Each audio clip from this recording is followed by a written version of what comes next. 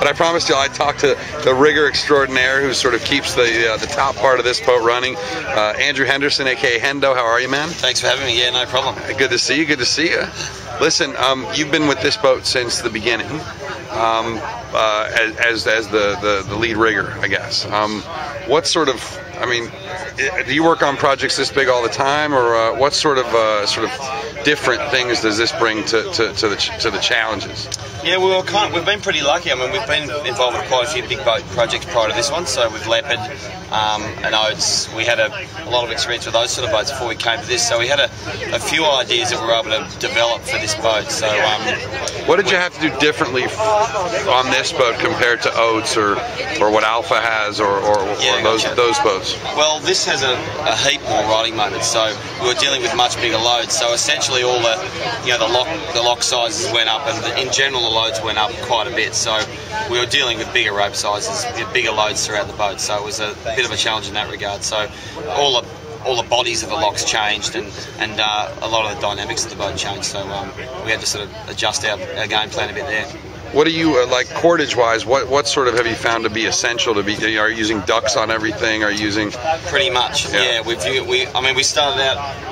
There's no Vectran or no PBO cores in anything, because anything that has to deal with a major amount of compression or where creep would be an issue, we're using a lock or a mechanical blasting of some description. So we're just looking for the reliability of Dyneema, whether it be 75 or 78.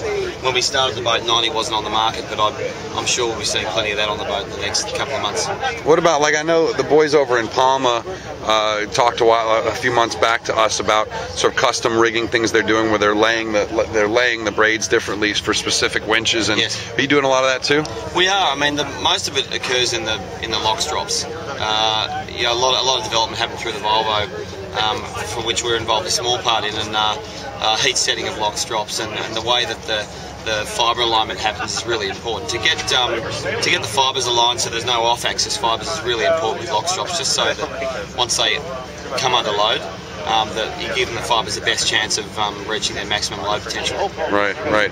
How much math is involved in doing up a boat like this? Are you a math guy, or is it not more? Really a math guy. I'm more of a make it, break it, and know it's a good guy. So we've got a big test bed back at home, and anything that's gone onto this boat has done many cycles in a test bed, and it's been proven on the bed before it's even come near this thing. So the math often doesn't work out because there's so many variables. There's so many variables in the radius that you're using and that sort of stuff. Now, Hendo, I've had a couple guys tell me that you are probably the best big boat rigger in the world.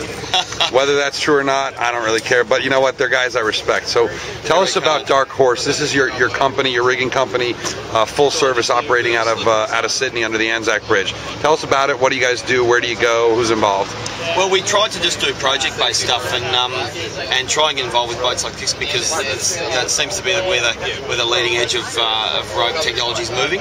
And we try to provide a service from the conception of the boat to where it goes sailing, and then go on the sea trials and make sure that everything we've provided to a boat works. And that sort of after-sales service is really important, because often you can provide a hanger to a boat that's used incorrectly, or for whatever reason it doesn't work out for the boat owner or the guy who's running the boat. So it's really important for us that anything that we supply works perfectly for the boat. And I think for us, less projects, but more detail in each one is really important. So now, obviously, you and JH run around and handle the big deals like this. But what about back home? Do you have full-time guys running the rigging shop? We do. We've got more into the smaller boat stuff in the last couple of years, and it's funny you mentioned we're sort of discussing whether or not we can service that area as well at the moment, because we're away so much with these sort of projects that I don't know if we can service that small boat market as well, but it's certainly one that's developing really quickly in Australia. It's a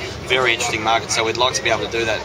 Just got to make sure we can do it properly. Yeah, are you seeing sort of, I know you're sort of almost at one design status for the Melgus 32 down there in Sydney. Yep. You got all those Tigers running around. Are you seeing the smallest one design sporties start to gain like they are here in the States? Absolutely, and everyone's bloody excited about them, because you can get on and just go. I mean, you've seen this thing, it's a logistical nightmare.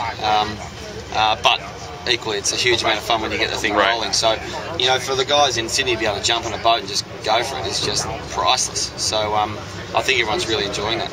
All right, dude. Well, hey, nice to talk to you. It's good to meet you. Yeah, no drama. And we'll get you to do a little walkthrough later and show us the bits and pieces. You know, one final question actually. What's a single piece of rigging or bit of your responsibility that's caused you the most hassle? Oh, I'd have to say the lock system and strops on this boat. Just you're looking at 20 plus tons of load, and I'll show you a bit later some of the stuff elongated and broken. We've got a pretty good wall of shame for this thing. Nice. All right, we'll look forward to that, and take a look at where he is in here under the dagger boards doing a little bit of rope repair. And thanks, man. Good to meet you. No problem at all.